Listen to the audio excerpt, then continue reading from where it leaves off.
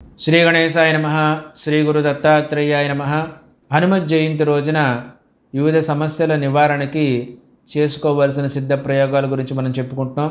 అందులో భాగంగా మరి ఎవరైతే అవివాహితులు ఉన్నారో స్త్రీ పురుషులు, అలాగే ఎవరికైతే వైవాహిక జీవితం సరిగ్గా లేదో వారి జీవితం చక్కబడడానికి, స్త్రీ పురుషులకి అవివాహితులుగా ఉన్న వాళ్ళకి వివాహం కావడానికి ఒక సిద్ధ ప్రయోగాన్ని చెప్తున్నాను.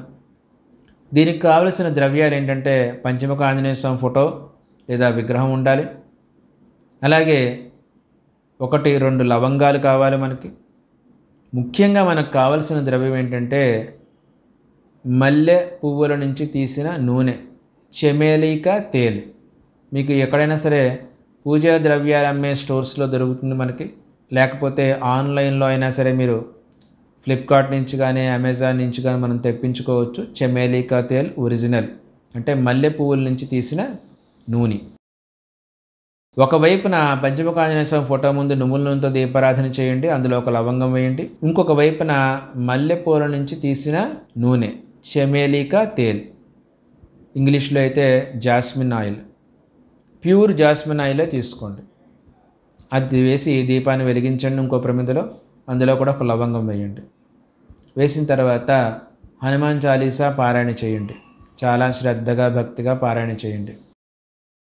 ఇలా 3 పూటలా కూడా చేయండి, పొద్దున్న, మధ్యాహ్నం, సాయంత్రం.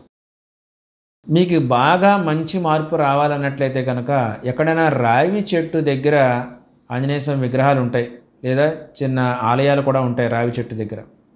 అలా ఉన్న క్షేత్రానికి మీకు దగ్గరలో ఉన్నట్లయితే కనుక అన్ని నియమాలు పాటిస్తూ, ప్రస్తుతం ఉన్న పరిస్థితుల రీత్యా జాగ్రత్తలు పాటిస్తూ అక్కడికి వెళ్ళి కూర్చుని అక్కడ ఈ జాస్మిన్ ఆయిల్ తోటి అంటే చెమేలికా తేల్ తోటి దీపాన్ని వెలిగించండి.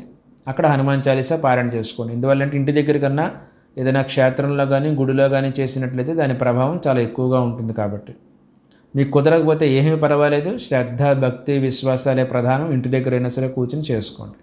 ఇలా 3 పూటలా చేసుకున్నట్లయితే కనుక ఖచ్చితంగా స్వామివారి అనుగ్రహం వల్ల మీ వైవాహిక జీవితంలో మార్పులు వస్తాయి, శుభ పరిణామాలు చోటు చేసుకుంటాయి, అవివాహితులకి వివాహ యోగం అనేది కలుగుతుంది.